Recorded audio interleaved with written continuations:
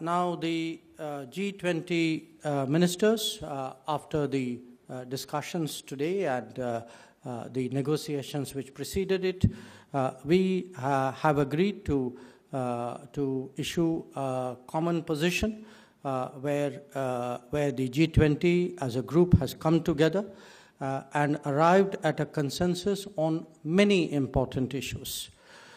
So this has been adopted this afternoon as a chair's summary and outcome document.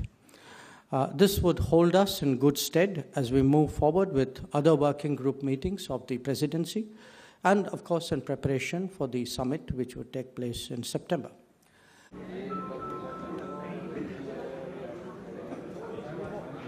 There were a very large number of issues on which there was agreement.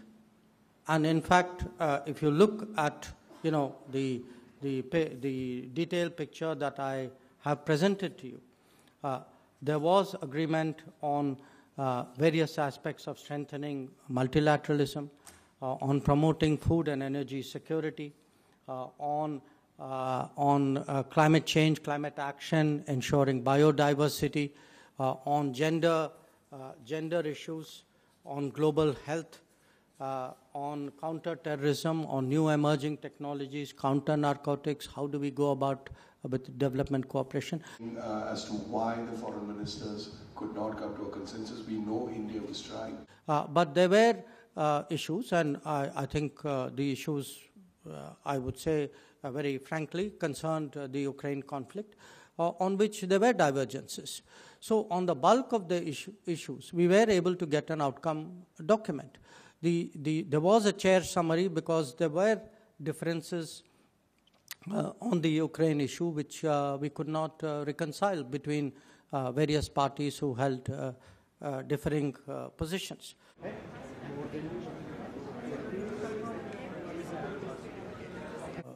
He asked me saying that why were you not able to carry forward what happened in Bali, and I explained that, given the state of polarization, given presumably developments which have happened since then, we found that positions were very far apart, and we tried very hard. We were not the only country who tried. The G20 works very, very collectively, but we were not able to bridge the gap. But, I want to conclude by highlighting one very important point. In the past, for quite a few years now, G20 foreign ministers have met. This is the first time that the G20 foreign ministers have produced an outcome document. The outcome document, I think, reflects consensus and cooperation and collaboration on a very vast number of issues that are particularly important today for the international community, for the global south. So very frankly, I think it's a good day's work that we have done, and I'm very happy to share it with you.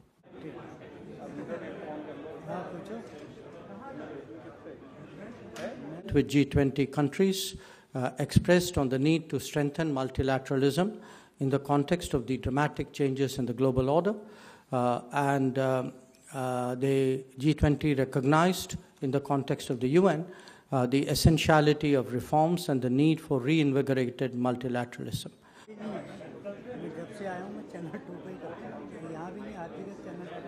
I would also like to highlight that the foreign ministers unequivocally condemned terrorism in all forms and manifestations and recognized that all acts of terrorism are criminal and unjustifiable.